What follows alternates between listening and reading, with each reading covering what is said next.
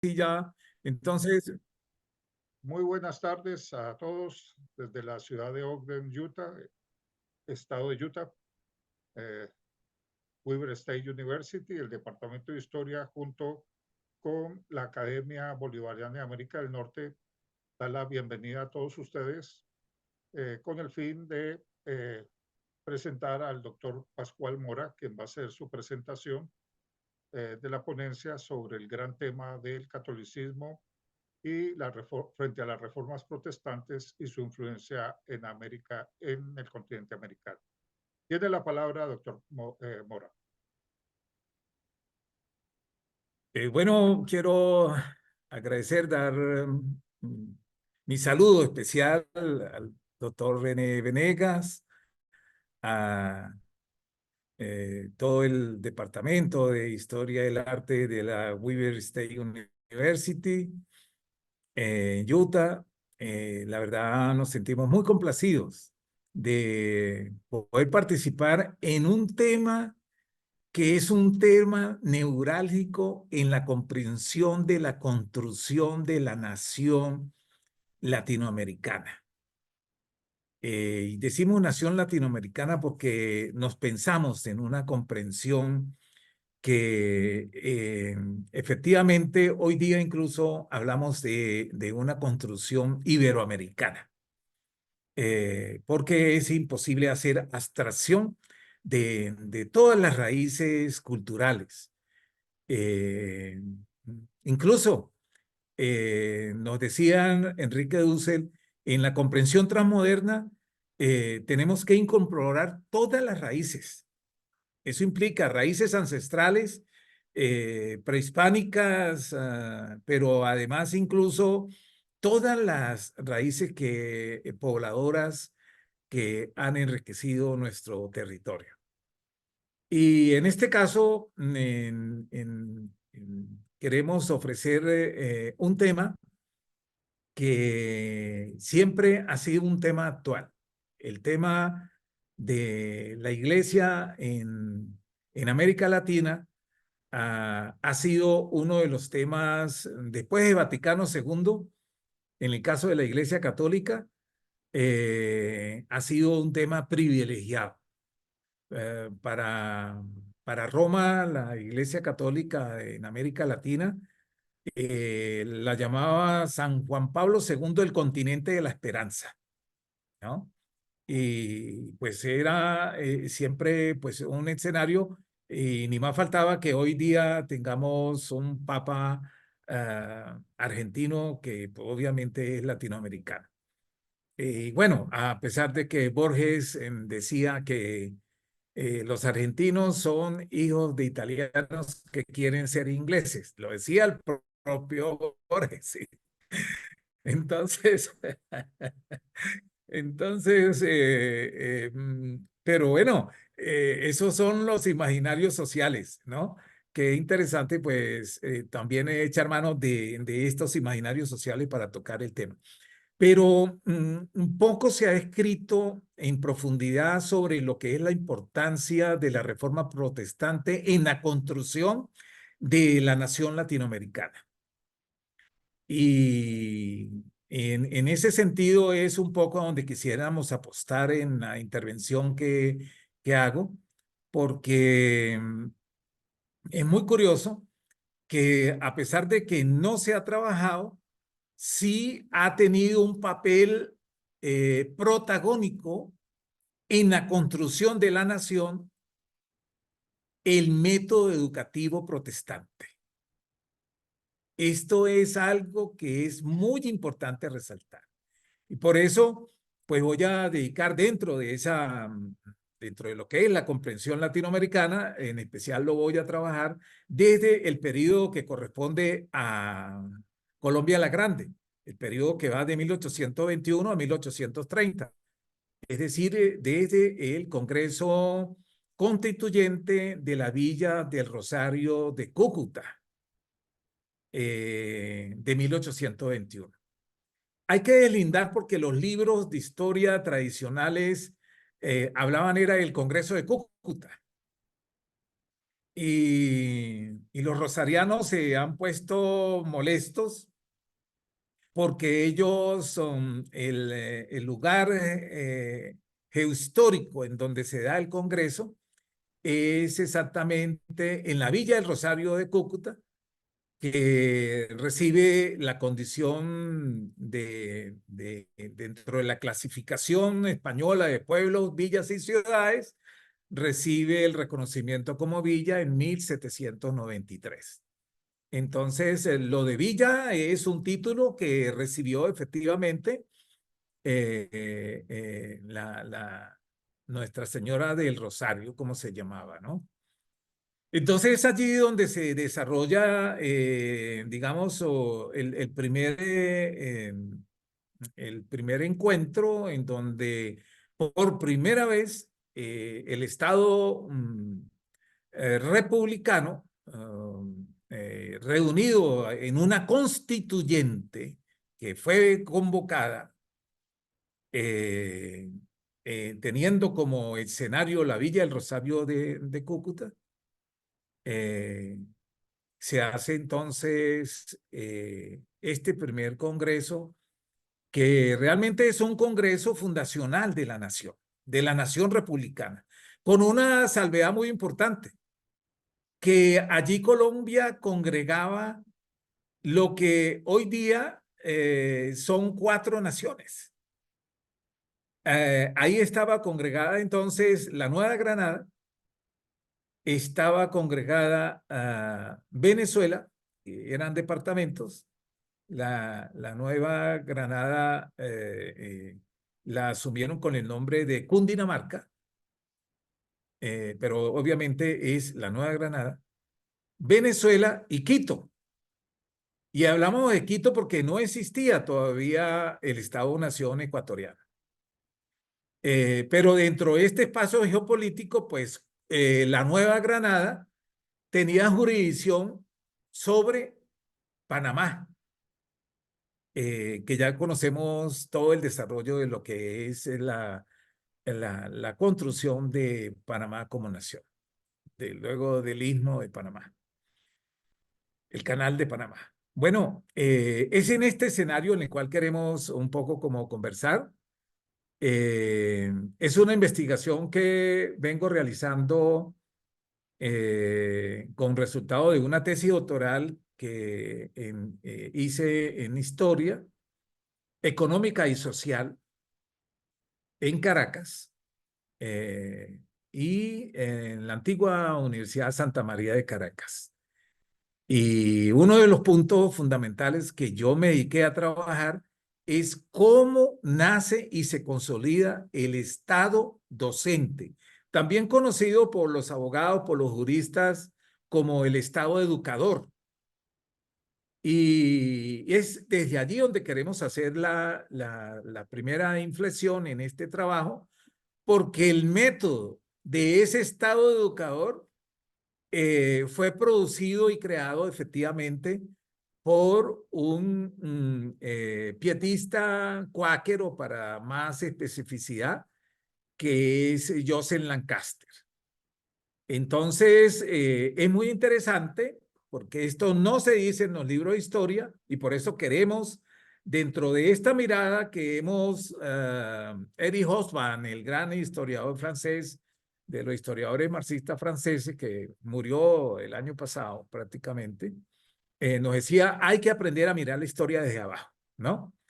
Y Marc Bloch, fundador junto con Lucien Febvre de la comprensión de la historiografía de la Escuela Analista Francesa, nos recomendaba mucho siempre hacer esa lectura. Es primero hacer una lectura en donde minemos los cercados y además, como diría Jacques Le Goff, que la historia estudie también el underground de las sociedades. Eso implica trabajar la historia de los movimientos sociales que hicieron posible la construcción de la nación.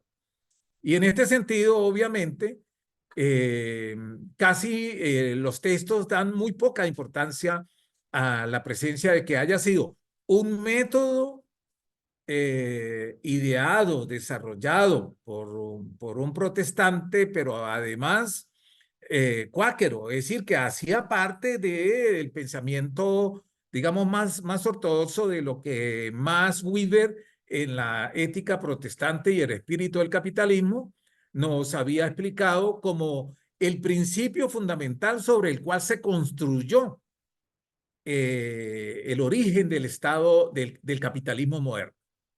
Y especialmente para destacar cómo los países que han tenido como principio fundamental la ética protestante siempre han tenido un desarrollo económico muy notable, son países desarrollados dentro del concepto de la comprensión desarrollados. Hoy llamamos pues países con tecnología de punta, ¿no? Digamos, históricamente hace parte dentro de este proceso. Pues este sería como el primer escenario que quisiéramos destacar en esta primera fase, porque no solamente es Joseph Lancaster, sino que al método de Joseph Lancaster le sigue otro método también diseñado por por otro protestante, en este caso nacido en Zúrich, que es Pestalozzi. El método de Pestalozzi es el que sucede al método de Lancaster. Eso en el siglo XIX. Y esto hablando de lo que es el tema de la escuela de primeras letras y escuelas normales. Porque también hay que decir, por ejemplo, que a nivel de las universidades, la presencia de Jeremy Bentham fue fundamental para la construcción de un pensamiento que desarrolló a nivel universitario, incluso una corriente que Carlos Barrera Martínez en un libro muy importante que publicó la Academia Boyacense de Historia llama Benjamismo y Antibenjamismo en Boyacá, que tiene un libro con ese mismo nombre, pero en Colombia. Esto solamente para resaltar que, digamos, la presencia, digamos, anglosajona fue fundamental y protestante fundamental en la construcción del Estado docente, no solamente en el tema de las escuelas, de los métodos de enseñanza mutua en las escuelas de primeras letras y las escuelas normales, sino incluso a nivel de las universidades. Bueno, con este preámbulo, entonces, si me permiten, para compartir pantalla.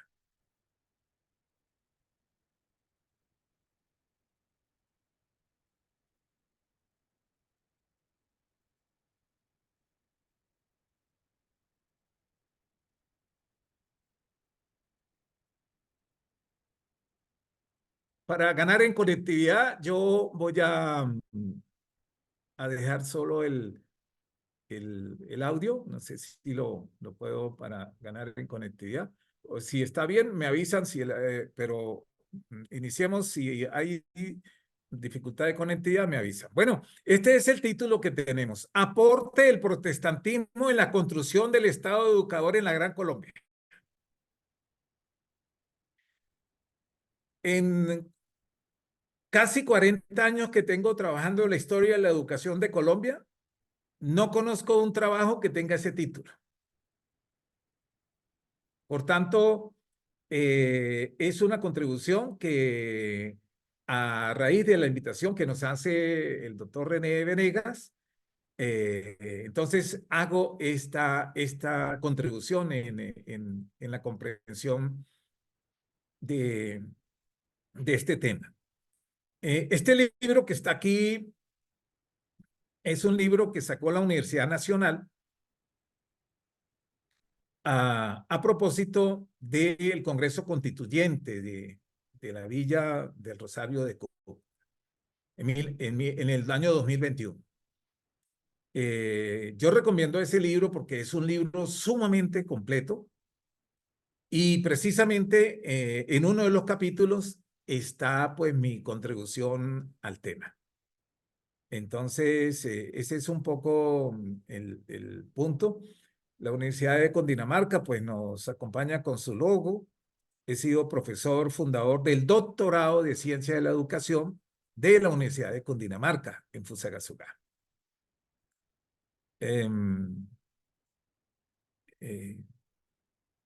Entonces, iniciemos el concepto de Estado educador. Es bueno que las categorías las definamos. Si bien es verdad que el Estado educador republicano se consolida en 1821 en el Congreso, a partir del Congreso de la Villa del Rosario de Cúcuta, hay que decir que el concepto de Estado educador es un concepto que se lo debemos a Carlos III, al rey Carlos III de España. A partir de la expulsión de los jesuitas allá en 1767, el Estado metropolitano español asumió la responsabilidad de hacer un Estado laico, porque las escuelas estaban en manos de los jesuitas y de las comunidades religiosas.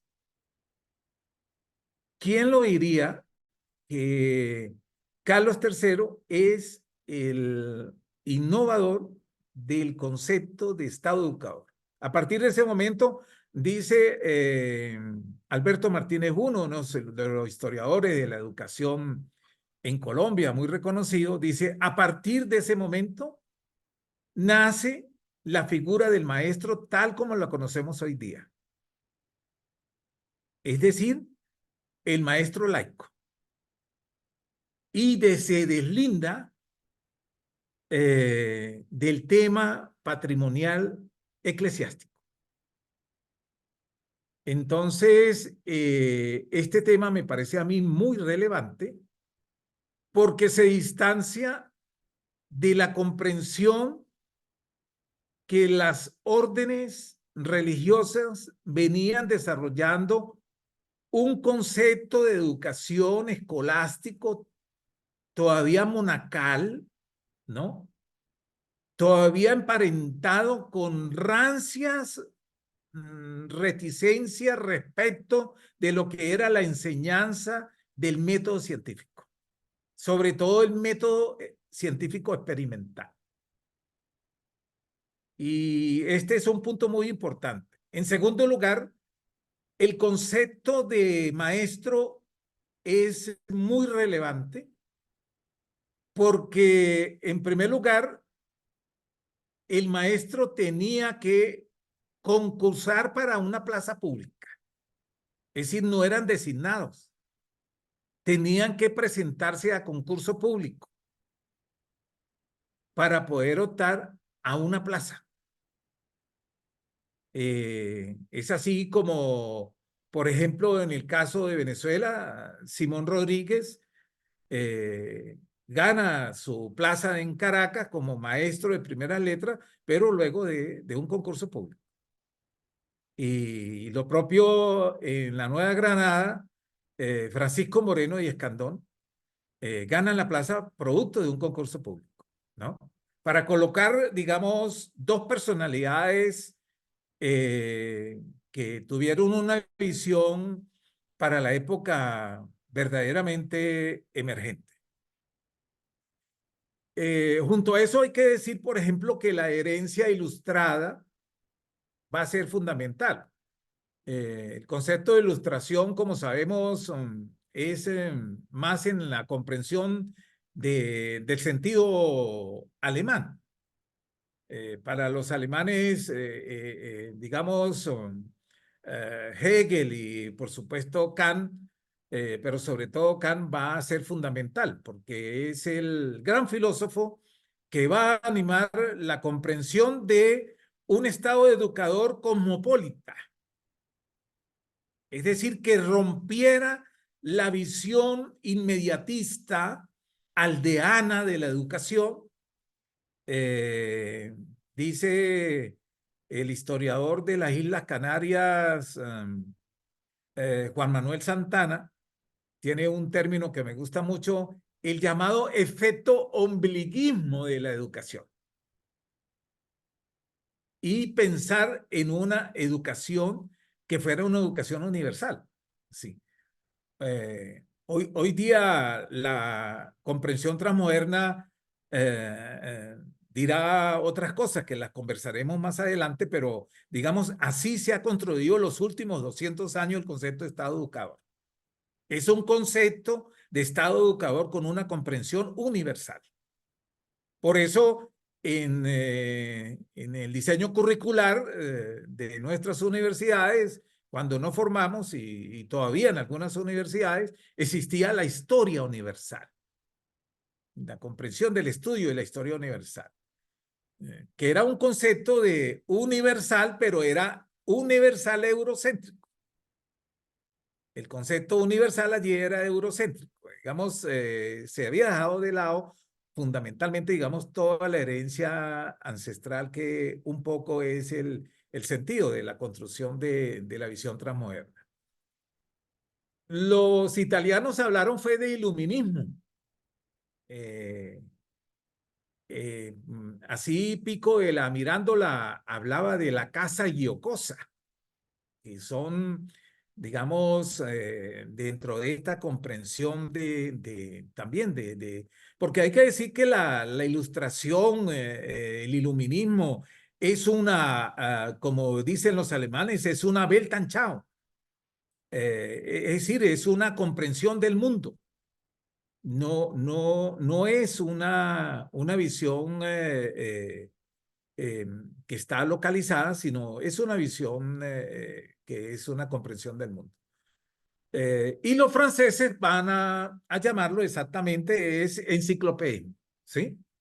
Por eso, para los franceses, nosotros hablamos es de los filósofos del enciclopedismo francés, ¿no? Desde Charles de Secondat, Montesquieu, Jean-Jacques Rousseau, Jean-Marie Arouet Voltaire, ¿sí? Y bueno, Diderot, Holbach, eh, quien hace el prólogo del diccionario razonado de las ciencias y las artes, que nada más que D'Alembert.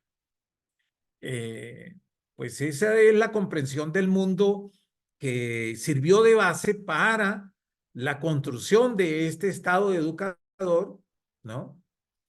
Que hace fundamental para los procesos constitucionales de las nacientes repúblicas. Y aquí hay un hecho fundamental. En los estados nacionales latinoamericanos, el Estado es el que funda la nación. A diferencia, por ejemplo, de que, por ejemplo, el pueblo alemán ya era pueblo antes de ser nación, ¿sí? Los ingleses ya eran pueblo antes de ser nación. Por tanto, toda esta comprensión es muy relevante porque en 200 años todavía nosotros hablamos de construcción de la nación y han pasado 200 años. Es porque estamos en ese sentido manejando en la comprensión más que todo de la historia proceso, que eso viene fundamentalmente de la historia francesa, en donde una mentalidad se construye en 300 años, dice Jacques Le Goff, ¿no? Desmontar una comprensión de los andamios mentales de una sociedad, eso nos lleva 300 años, dice Jacques Le Goff. Entonces, menudo tarea tenemos para cambiar andamios mentales en nuestras sociedades. Bueno, estas son premisas efectivamente dentro del trabajo que queremos presentar, de manera que España va a tener su repercusión de la ilustración, es conocido fundamentalmente como el despotismo ilustrado, fundamentalmente, ¿no? Eh, eh, el despotismo porque es monárquico ilustrado porque eran precisamente los ideólogos de ese proceso, que hay que decir además que la ilustración se va a nutrir de otro tema que la historiografía tradicionalmente en nuestros libros de historia nacionales había eliminado, no había hecho resaltar. Así como no resaltó la importancia del método protestante en la comprensión de la construcción del Estado docente, también ocultó la importancia de que estos pensadores del despotismo ilustrado, que tuvieron la responsabilidad de generar la primera comprensión educativa, eran masones, ¿sí? Entonces así Benito Jerónimo Feijó, por ejemplo, ¿no? Reconocido masón. Uno de los masonólogos más importantes de lengua hispana, que es, por cierto, es sacerdote jesuita, es José Ferrer Benimeli, con más de 100 libros publicados sobre masonería. Y me comentaba en, en el congreso que hicimos en 2014, en donde estuvo presente él allí en Cartagena, yo le decía, en su trabajo que conozco, publicado en 1974 en la Universidad Católica Andrés Bello en Caracas, usted habla de 3.000 fuentes masónicas.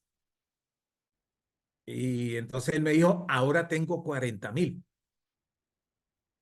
Esto para significar cómo es una lectura sobre la cual cada vez se despierta muchísimo trabajo. Pues Doménico Benito Jerónimo Feijó, así como Cabarrús y el conde de Florida Blanca, van a cumplir una función muy importante en esta primera etapa de la construcción del Estado-Nación, pero sobre todo en el macerar una comprensión de lo que es el sentido del Estado docente. Muy bien, había hablado por allí de Francisco Moreno y Escandón, y es que él hace el primer plan educativo en 1774. En ese plan educativo, él se deslinda del método monacal y del método escolástico, ¿no?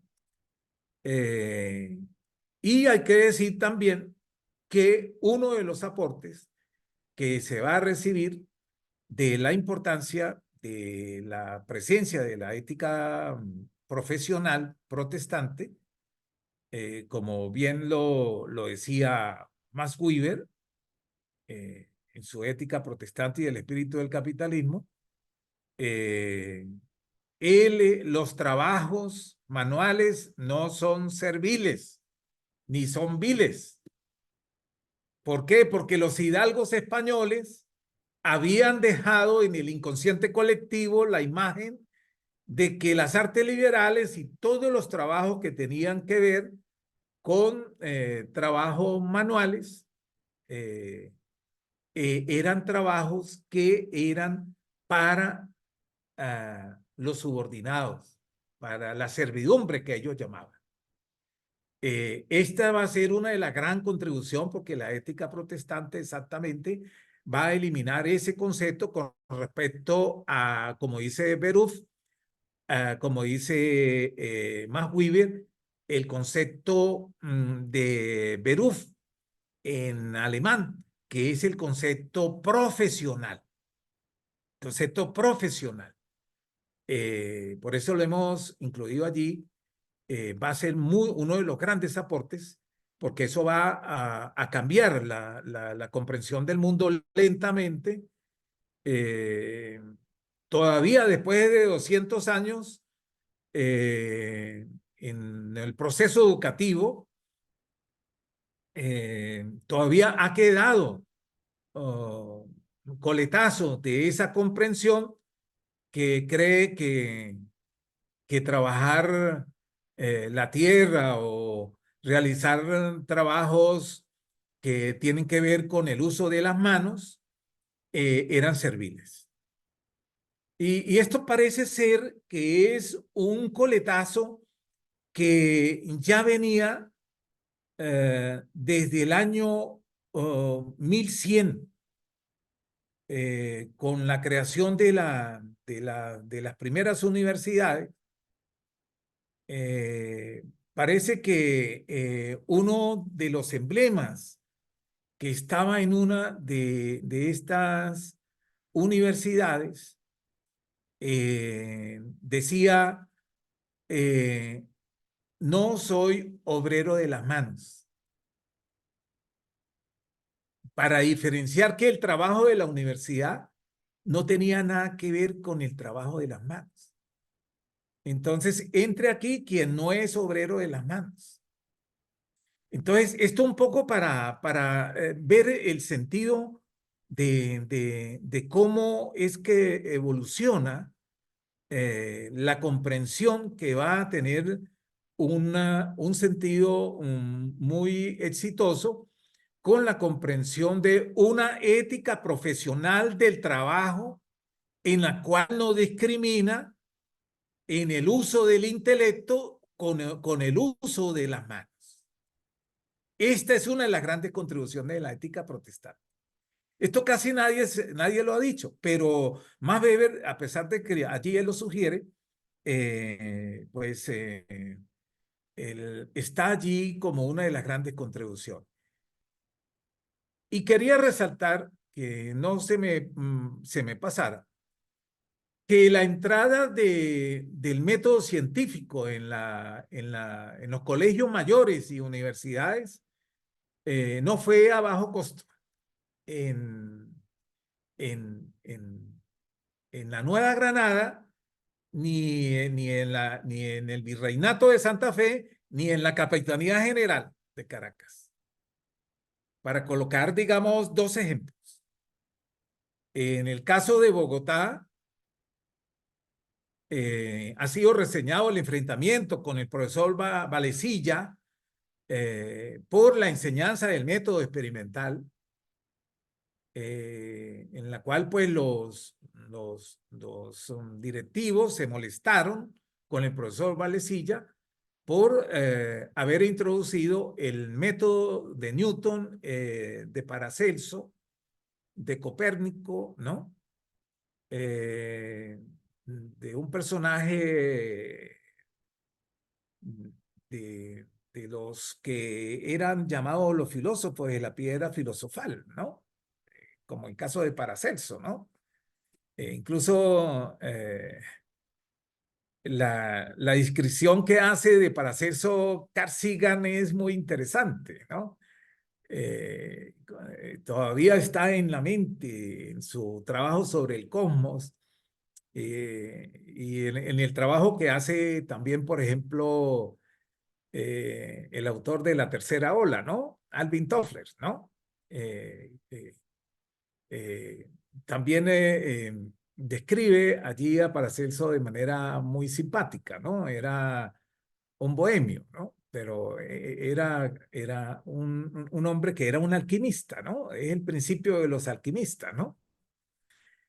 Pero obviamente la contribución dura es la contribución de la física moderna de Newton, que reemplazaba la física de Aristóteles. Y esto ya era un punto efectivamente eh, fundamental. En Caracas se da también un caso similar en la Universidad Real y Pontificia de Caracas. Se da un caso muy similar eh, con el profesor Marrero, ¿sí?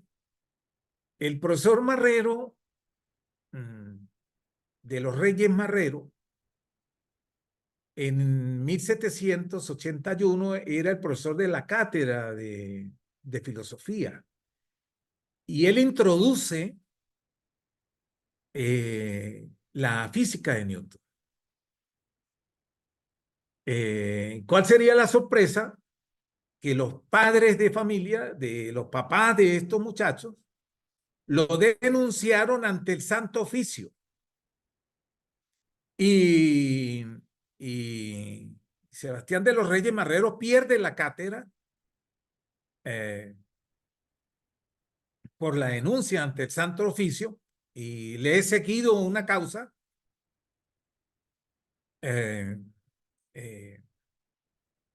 so pena de que tenía que retratarse. Perdió la cátedra y esto estamos hablando de 1781, es decir, casi 100 años después de todo el trabajo que ya se había desarrollado. Es un poco para observar lo tardío que ingresa en la universidad y colegios mayores el concepto de la ciencia experimental, ¿no? Pero hay un detalle muy significativo que queremos resaltar respecto de la deuda con los colegios mayores y universidades, y es que para 1810 nos cuenta en su trabajo la doctora Diana Elvira Soto Arango sobre la bibliografía de las universidades, un libro publicado en 1998, con ocasión de la instalación de la red de universidades colombianas, del doctorado de Ciencias de la Educación. Allí nos lo instalaron en Popayán y tuve la suerte de ser testigo de excepción de la instalación de ese doctorado. Por tanto, el año pasado nos dieron, modestia aparte, el botón de acreditación de alta calidad en la Universidad Pedagógica y Tecnológica de Colombia, como se distingue a los programas del Ministerio de Educación en Colombia que logran tener esa presea, ¿no? Pues bien, dice la autora Diana Elvira Soto Arango que en la audiencia de Caracas, en la audiencia de Santa Fe y la audiencia de Quito, se congregaban 32 colegios mayores y universidades. 32.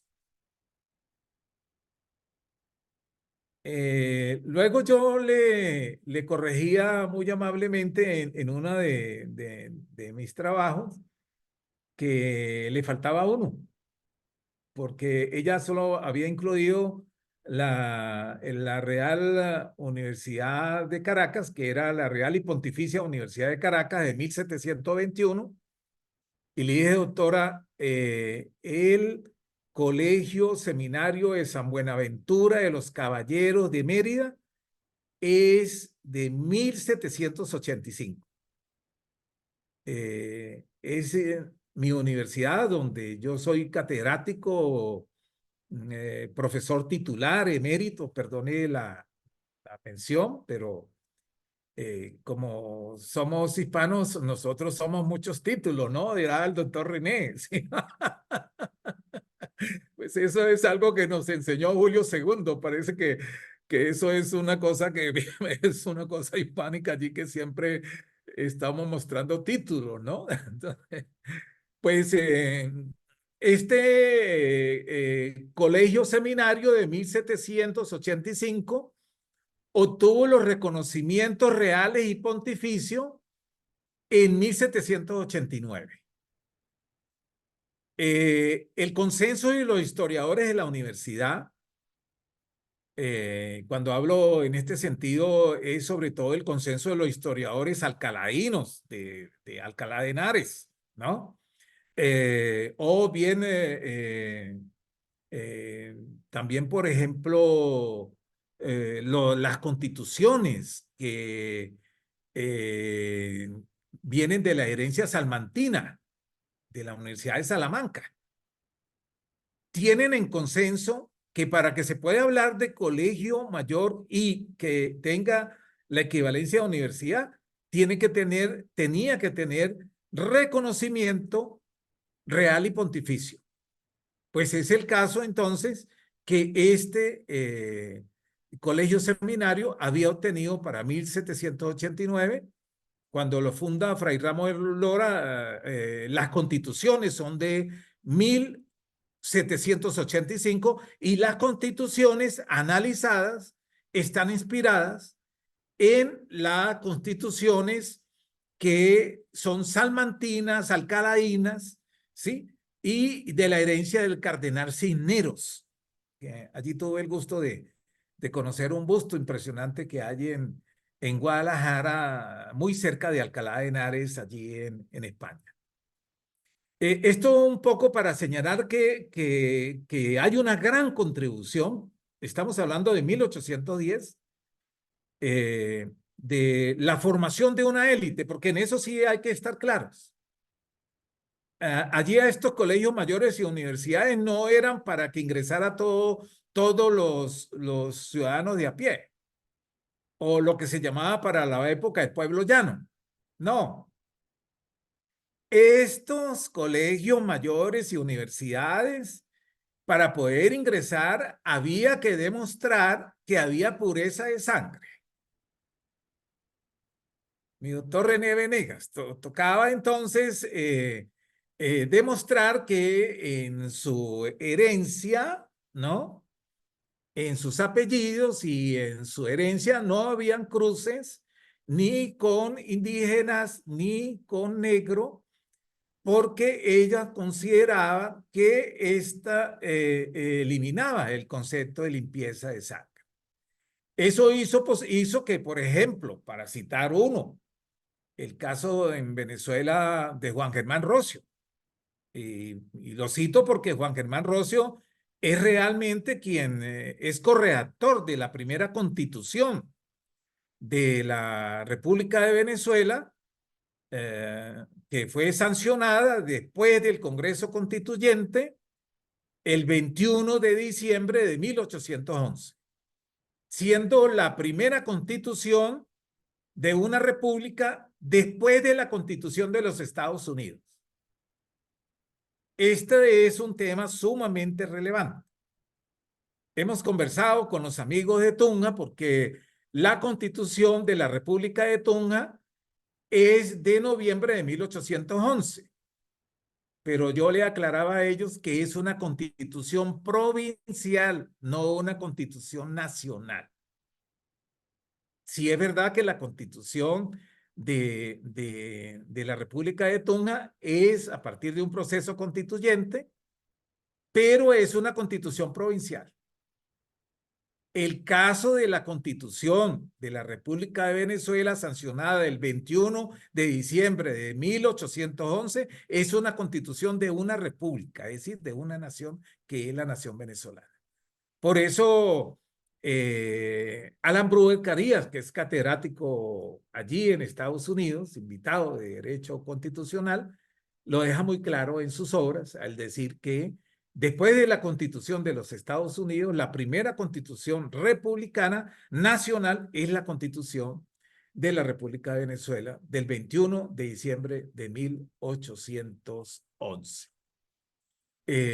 Como vemos, hay que construir, digamos, como un escenario allí al látere de este tema que es muy interesante, ¿no? Entonces el Estado educador se consolida en la República de Colombia a partir de 1821, como ya hemos dicho. Es un tema que, como le comentaba, son líneas de investigación de 20 años de largo aliento para presentar este trabajo. En Colombia lo hacemos a través del Grupo de Historia y Prospectiva de la Universidad Latinoamericana, de la Universidad Pedagógica y Tecnológica de Colombia, en Tunja, que es un grupo A1 reconocido por el Ministerio de Ciencia, y del cual hago parte como investigador, como hemos visto ya en mi presentación, como investigador escalafonado nivel 1 asociado, de lo que antes era Colciencia, desde el año 2019, que se llama Ministerio de Ciencia. Y en Venezuela he sido fundador entonces de este grupo de Historia de la Educación y Representaciones, EDURE, de la Universidad de los Andes de Táchira en Venezuela, que es un grupo que se ha acreditado, se fundó en el año 2000 y cada 2 años hemos ganado la convocatoria como grupo para podernos mantener como investigadores activos de este grupo. Y el grupo activo, cada 2 años se hace la convocatoria y hemos ganado desde el año 2000 hasta el presente las convocatorias consecutivas. No es fácil decirlo, pero que un grupo se mantenga ya 24 años. El grupo Isula tiene 30, que es de 1992. El nuestro es del año 2000 y nace de esta experiencia, de esta sincronía, de esta sinergia que hemos hecho con el grupo Isula de la UPTC, en donde hacemos parte, en donde he realizado mi postdoctorado, finalizado el año 2020, y donde hago parte también del equipo de trabajo. Esto es un poco para tener en cuenta que el tema de la investigación hoy día, si no lo hacemos en redes académicas, y de allí la gran importancia de esta academia que dirige el doctor René Venegas, porque la investigación individual es cosa del pasado. Hoy día la investigación es en equipos, en grupos de investigación y en redes académicas. Y en lo sucesivo será incluso más profundo. ¿Por qué? Porque somos los pares académicos los que validamos la producción de conocimientos. Y este es un tema que es relevante para decirlo en ese término, ¿no? Bien, entonces, en primer lugar, destacar la productividad, la influencia de Joseph Lancaster en el estado educador de la Gran Colombia. Eh, tenemos este artículo que fue publicado el año 2007 para Sebastián Mora y Berbeo y las escuelas santanderinas en Colombia. Hemos retomado el concepto de escuelas santanderinas que lo ha dado el doctor Javier Ocampo López un poco como para contextualizar nacionalmente, dado que el vicepresidente de la República de Colombia en 1821 fue el general Francisco de Paula Santander y era el responsable de la política educativa del Estado. Entonces, por eso el doctor Javier Ocampo dice, pues, no las llamemos lancasterianas, llamémoslas santanderinas. Pero es porque quien se encarga de organizar el Estado educador es Francisco de Paula Santander. Esta aclaratoria es interesante, pues, para conocer esos detalles.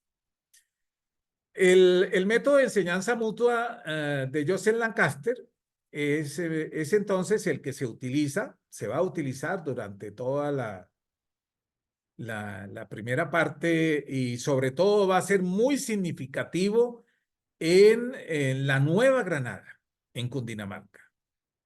Digamos, el lugar, ya veremos ahora con cifras, que el impacto que va a tener el método de enseñanza mutua en la Nueva Granada va a ser muy importante. Y la formación de las escuelas normales. Tan es así que a pesar de que el fraile Mora y Berbeo, que por cierto es el responsable de llevar adelante todo el desarrollo del modelo de enseñanza mutua, eh, Sebastián Mora y Berbeo es originario de Timaná, de la Nueva Granada, pero fue puesto en prisión por el pacificador Pablo Morillo y fue enviado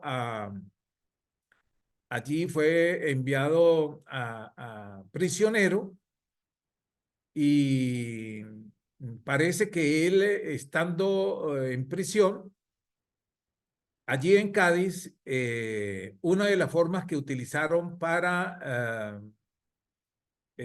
formar era a través del método de enseñanza mutua. Pues él lo aprende allí y luego él recibe una bonanza de perdonar o condonar su pena y regresa a, entonces ya a la Nueva Granada y se instala en un pueblito de lo que hoy día es el estado Táchira que se llama Capacho. Y en ese pueblito de Capacho, que está distante menos de 20 kilómetros de la Villa del Rosario, es donde le dicen al general Francisco de Paula Santander, mire, aquí tenemos a un maestro que tiene una escuela con el método de enseñanza de primera letra, y él lo manda a llevar a la Villa del Rosario, y es el responsable entonces de desarrollar todo el proceso. Él hace la ruta en Bogotá, se conecta con el maestro José María Triana, y allí construyen el modelo que se va a diseminar por decreto de la Constitución de 1821 en todas las cabezas de cantón, una escuela de primeras letras y escuela normal. Entonces es un trabajo que se... Y él termina ese recorrido en Quito y luego él realiza incluso en otros escenarios el proceso formativo. No tuvo la misma suerte Caracas ni Venezuela para desarrollarse un modelo lancasteriano. Por eso Bolívar manda a solicitar al propio Joseph Lancaster, porque habían protestas desde Caracas de que no se había desarrollado con el mismo impacto el modelo de la escuela. Y por eso solicita a Caracas a Joseph Lancaster, quien llega allí en 1824, y va a estar hasta 1827, solo que no esperó hasta que el Libertador regresara, que el Libertador regresa en 1827, pues para las constituciones de la Universidad de Caracas. Hay que decir que aún con la presencia de Joseph Lancaster en Caracas, la confrontación con la iglesia no le dejó desarrollar un modelo de escuela como él quería. ¿Por qué? Porque los prejuicios del obispo de Caracas con la reticencia de la comprensión de un cuáquero pietista como era Joseph Lancaster, pues no fue posible desarrollar como hubiese pensado, como Bolívar lo había pensado. Estas son, por supuesto, Bolívar había conocido a Joseph Lancaster personalmente en Londres en 1810. Vamos a pasar por razones de tiempo un poco para dejar la bibliografía de textos que se pueden consultar en línea, como estos que fueron publicados ahora en el Bicentenario por la Real Academia Colombiana de Jurisprudencia sobre la Escuela Lancasteriana, Génesis del Sistema Escolar Republicano, la presencia de Lancaster en Caracas. Es muy importante señalar en este sentido que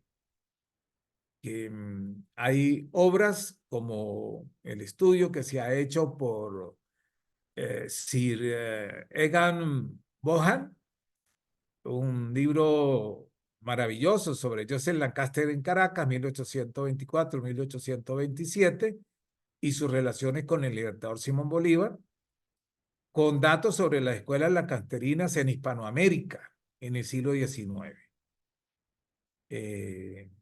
Es un texto publicado el año 89. Este trabajo que ha sido publicado por el repertorio boyacense sobre la mentalidad educativa de la Ilustración y la masonería en el Estado Educador de la Constitución de Cúcuta de 1821. Otro texto que es el Estado Educador en la Constitución de Villa del Rosario. Este es el trabajo que está publicado en el libro que dirigió el historiador alemán Bert Marquardt, que es profesor de la Universidad Nacional, y un equipo de investigadores junto en el cual estaba David Linás y Juan F. Romero.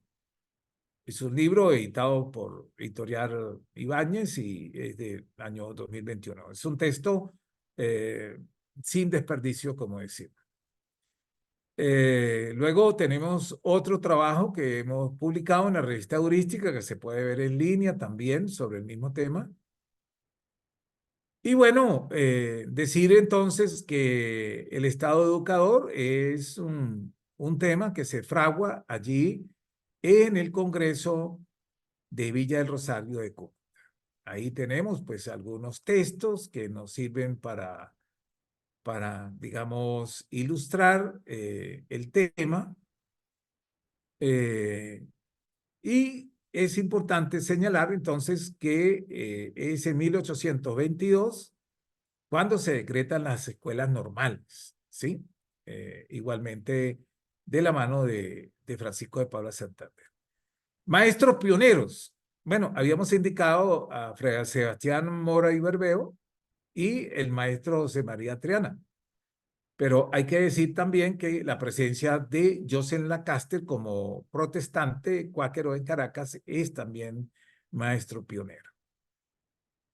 Hay debates que se van a desarrollar entre, digamos, el fin de o la decadencia ya del modelo lancasterino y la emergencia del modelo de Pestalozzi. Y hay que recordar que Pestalozzi pues es también protestante, ¿no? Hay que señalar que esta enroque en el método es de 1844. Ahí tenemos la referencia.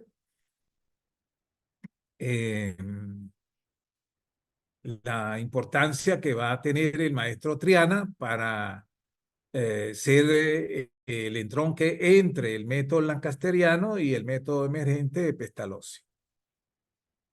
La presencia de la mujer en la escuela lancasteriana, hay que decir que siguió siendo patriarcalista. El Estado educador no logró superar el rol subalterno colonial de la mujer. Aún así, todavía se mantenían textos como el que citamos en cuanto al destino que le espera a las mujeres de clase alta, no es otro que el de matrimonio, ¿no? Es decir, que todavía no hay ningún escándalo porque, digamos, nada más y nada menos que Jean-Jacques Rousseau en la novela Eloís lo dice taxativamente. Es decir, el rol de la mujer es de los oficios de adentro de la casa. Entonces, digamos que, sin embargo, hay que decir que ya para la época, el tema de la escuela de niñas es otra de las conquistas. ¿Por qué? Porque la constitución de la Villa del Rosario va a dejar establecido la necesidad de creación de las escuelas para las niñas.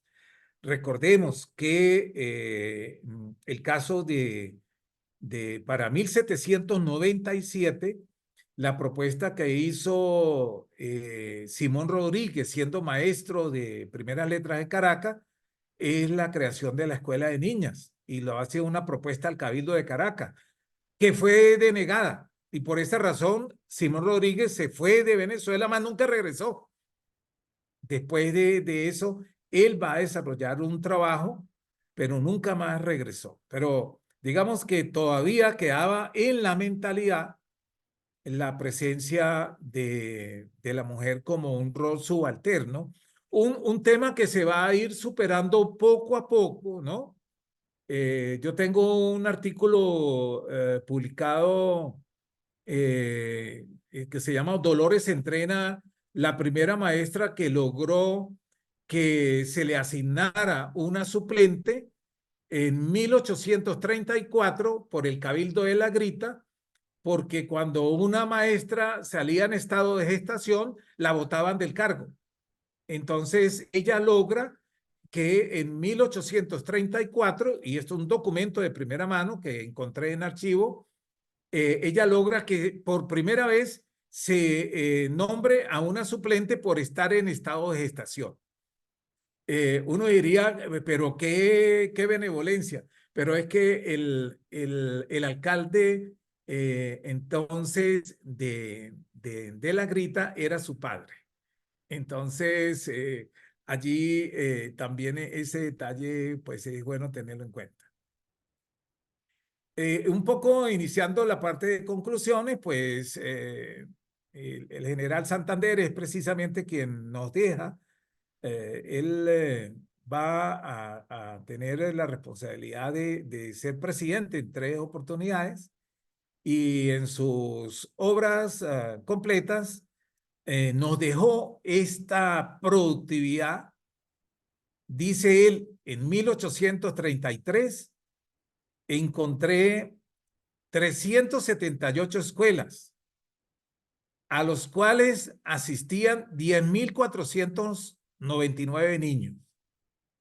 Y dejo en 1837, es decir, 4 años después, 1.050 escuelas, es decir, que las triplicó, con 26.070 estudiantes. Estas escuelas, por supuesto, alimentadas con el método lancasteriano. Por tanto, es decir que fue muy exitoso el método de un protestante en la construcción del Estado educador en la Gran Colombia. Los números los dicen. No hay en el siglo XIX una estadística similar a esta. Yo he retado a mis colegas y dice, me presenta un modelo de escuela que haya logrado tener este nivel de productividad en 4 años. Entonces, es un poco, estamos hablando de 1837. Veámoslo un poco para tener un sentido comparativo. Para 1840, Venezuela tenía 100 escuelas. La Nueva Granada tenía 1.050 escuelas para 1837. Hubo sí un descuido lamentable, y es que cuando la expedición Alfa hace el estudio en 1840, la mitad de las escuelas habían desaparecido. No hubo continuidad. Es uno de los grandes problemas que hemos tenido, quizás por el tema cultural, de que no tenemos continuidad. No es de los gobiernos actuales, sino que siempre está esa rémora en la mentalidad colectiva.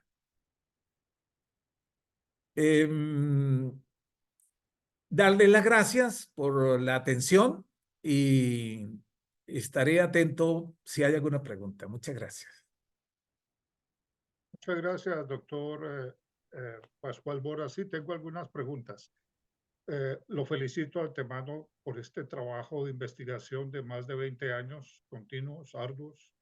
Ahí se ve reflejado un trabajo serio de lo que es la educación en la Gran Colombia. Inclusive me gusta mucho cómo compartió también, cómo trascendió esto también fronteras, hablando ustedes sobre Venezuela, en la historia de educación venezolana. Yo quisiera invitarlo también para una segunda parte. Yo sé que de pronto usted debe tener algún trabajo de investigación ya con relación al comienzo del siglo XX, de lo que fueron las college que tuvieron influencia británica. Voy a hablar propiamente aquí de Bogotá, que es el que yo conozco, el Gimnasio Moderno, fundado en 1914, la Casa de los Torreones, también fundada en 1914, a la usanza británica, donde utilizaron el método de Montefiore en 1915, el Colegio Newman, ya un poco más contemporáneo, el Claremont, el Richmond, el Abraham Lincoln, y el gimnasio femenino en 1927. Desde luego, si hay también un trabajo de investigación del siglo XX, de la educación del siglo XX, en lo que llamamos high school o colegios de bachillerato, tanto técnicos como clásicos. En Venezuela y en Colombia sería para otra segunda conferencia que muy amablemente lo invitaría para que continuáramos con esta extraordinaria conferencia de lo que es la educación en Colombia, que nunca he visto un trabajo de investigación tan bien detallado como el que usted acaba de compartirnos. Le agradezco mucho, doctor Pascual. Solo una última pregunta. Es decir, el método Lancaster o ese sistema de Lancaster de educación, en conclusión, podríamos decir que fracasó debido a que la Iglesia Católica se oponía a este sistema. Em, sí, hay que decir allí dos cosas con respecto a, a que incluso todavía se encontraron documentos de fines del siglo XIX que reportaban la presencia del método lancasteriano. Nunca, y esto nos lo enseñó pues Thomas Kuhn y los historiadores franceses también, que es que nunca los paradigmas desaparecen así de golpe, sino hay un paradigma decadente y un paradigma emergente, ¿no? En la comprensión de cómo. Pues lo propio sucede también con el tema del método lancasteriano, ¿no? Y nosotros vamos a tener todavía en el siglo XX modelos de escuela que tienen inspiración del modelo lancasteriano, ¿no? Digamos, la experiencia de Summerhill, por ejemplo, tiene elementos allí interesantes que habría que mirar dentro de este reto que nos deja. Hay una escuela de Summerhill, Alexander Neal en Bogotá también, que son escuelas británicas. Algunas de ellas ya no están funcionando, pero existieron. Así que es un reto que nos queda allí para ese estudio que nos propone, ¿no? Hemos hecho, con respecto a eso, una investigación, sobre todo para ver la importancia del exilio republicano español en la consolidación de la universidad colombiana en el siglo XX. Es un trabajo que hemos profundizado en esa dirección y en cuanto a la pregunta de qué es lo que genera digamos que el método no haya tenido, digamos, el mismo nivel de intensidad en la Nueva Granada que en Venezuela. Y también entonces ese estudio lo hicimos en su momento.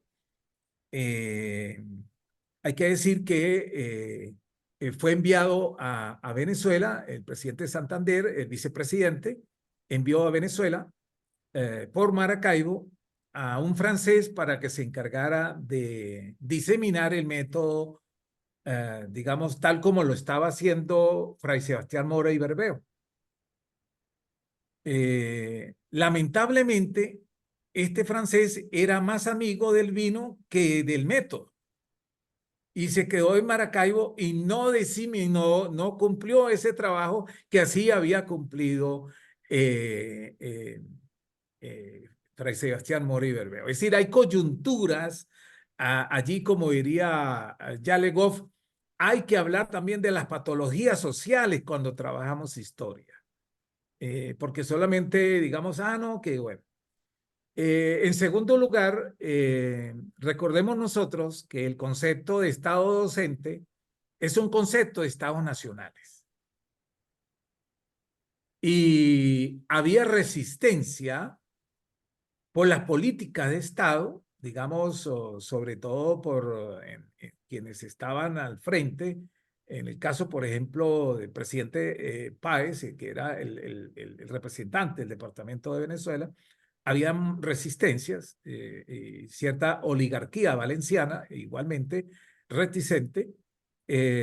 No así, por ejemplo, José María Vargas, que es el primer rector de la primera universidad republicana, que cuando el general Francisco de Paula Santander crea las tres grandes universidades republicanas, la de Bogotá, la de Caracas y la de Quito. La de Caracas, los estatutos los consolida José María Vargas y Ponce, junto con Simón Bolívar, que los ratifica en 1827 cuando hace su visita a Caracas. Hay que decir que junto al tema de las diferencias de la coyuntura de la construcción de los estados nacionales, porque partimos de una premisa al inicio que es el Estado el que funda la nación. Por tanto, las políticas educativas son competencia de los estados nacionales. En el Congreso de Valencia se quejaban de que no habían tenido suficiente, eso fue de 1825, no habían tenido las mismas bondades que se habían hecho en la Nueva Granada. Digamos, hay dificultades desde el punto de vista político en ese sentido. Pero hay un tercer elemento que no puedo dejar de citar y es el hecho de que la iglesia siempre vio con sospecha que un método de un protestante fuera el método educativo con el cual se desarrollara el modelo de las escuelas. Recuerde que la iglesia era la que dirigía con jesuitas y todas las órdenes, ¿sí? Dominicos, ¿no? Eran los que eran los responsables del el modelo educativo. Entonces, ellos efectivamente siempre cumplieron una función de reticencia. Recordemos que hay textos que quedaron y que han sido recuperados, por ejemplo, por el doctor Javier Ocampo López en ese libro maravilloso que ha dedicado, dirigido pues a uno de los primeros obispos masones que mm, eh, nos señala cómo el caso de que se les estigmatizaba como hijos de Satanás. Digamos, había un proceso de estigmatización que se pudo cotejar gracias a los sermones que daban algunos curas en las Semanas Santas, daban, y entonces quedaron los sermones y se pudo cotejar cómo se consideraban que eran los hijos de Satanás los que estaban desarrollando pues ese modelo, ¿no? Y entonces esto obviamente en los padres cumplió una función negativa para que fuese afortunado el desarrollo del método. Esto un poco para mostrar que la escuela no es neutra, digamos, la educación no es neutra. Por eso la política educativa, Luis Althusser nos regaló un maravilloso libro que son los aparatos ideológicos del Estado. Y en los años 70 él ya decía como uno de los aparatos ideológicos del Estado pues es la escuela, ¿no? Entonces, pues ese es un tema que hay que decir, por ejemplo, que todavía, incluso cuando uno hace luego la lectura del proceso educativo en Colombia, en la época radical, la presencia de las escuelas alemanas, la presencia de la escuela laica, la constitución de 1863 de Río Negro, que va a instaurar el Estado laico, y va a cumplir una función muy relevante en ese sentido Damaso Zapata, quien era además de todo, pues sus títulos, era un representante del Consejo Supremo Confederado Grado 33, quien se pone de acuerdo porque es nombrado ministro plenipotenciario también en Caracas y se pone de acuerdo con Antonio Guzmán, eh, que era presidente, para que desarrollaran ese modelo de educación laica. Luego vamos a ver con la presencia de Rafael Núñez en la Constitución de 1886 la retrogradación del modelo de escuela, porque la regeneración, que fue como se llamó el modelo de escuela de Rafael Núñez, era entregar en manos de la Iglesia Católica la escuela. Y al entregarla, digamos, así duró hasta la Constitución, con los cambios, por supuesto, que sufrió, digamos, hasta 1991, con la Constitución de 1991, ¿no? Pero, digamos, esto un poco para observar cómo hay la corresponsabilidad, digamos, política y religiosa, porque efectivamente la iglesia es otro de los aparatos ideológicos del Estado, como lo dice muy bien Luis Althusser. Entonces, yo creo que en ese sentido queda claro que el tema de hablar de Estado docente no podemos hablarlo de manera neutra, sino que intervienen los aparatos ideológicos de Estado en ese proceso. Y por supuesto, digamos, la presencia, no obstante que hay que decir que no es que queramos presentar como un proceso de oscurantismo la presencia de la Iglesia Católica. Nosotros estamos desarrollando un diplomado de Jesús Manuel Jauregui, que es un levita de la Grita, que fue un aventajado, un hombre en hacer contribuciones, no solamente en el campo de la ciencia, en hacer contribuciones en el concepto del método, ¿no? Del método pedagógico. Y entonces, con esto queremos decir que no es que haya sido un oscurantismo, pero que sí que fue un proceso que la presencia de la iglesia tuvo un rol protagónico, pues, para que el método lacasteriano, al menos durante esa etapa, no tuviera el éxito que tuvo en la Nueva Granada. Hay que decirlo en el caso de Venezuela también. Muy bien.